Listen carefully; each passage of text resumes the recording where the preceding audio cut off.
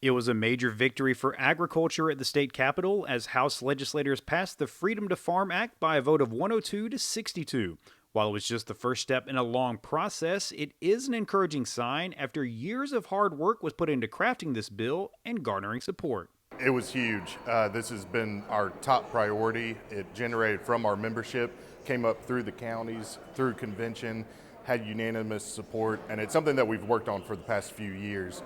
It has had our membership behind it the entire way. Organizations like Farm Bureau and Agribusiness Council and Poultry Federation, all our ag groups, Peanuts, have been after wanting this bill for several years just to shore up our legal standing for farms. And so it made a lot of good sense, and I was glad to get it over the finish line in the House. So we got a long way to go.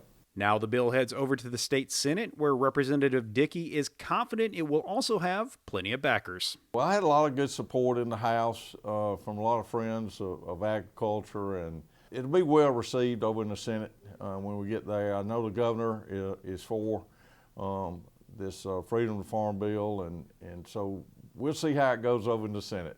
While this bill would allow farmers to continue day-to-day operations without the threat of litigation, it doesn't provide a safeguard for those who aren't in total compliance.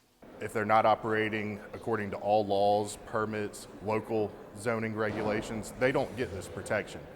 This is only for the ones that are doing everything right, the way they're supposed to, and in the places that they're supposed to, that will be granted this protection.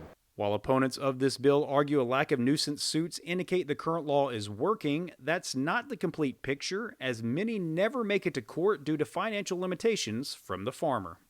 You don't hear about as many of them because a lot of them get settled, and that's the problem, is not necessarily the final one that gets determined by a jury and gets a windfall settlement or judgment, but it's the ones that have to go through the process of hiring lawyers, defending themselves, settling because they can't afford to continue to defend themselves on a process that can be drug out over months and years. With more people and businesses looking to move out of the city and into rural areas due to rising property values, protecting farms that have been around for generations is more important than ever for the future of the industry. This is important because it really protects all of our farmers, large and small, urban and rural, row crop and livestock, everybody across the board. It provides some certainty and protection for the future. Georgia's changing. The demographics are changing. Urban sprawl is coming toward agriculture, and we just want to be prepared and have the tools for our farmers in place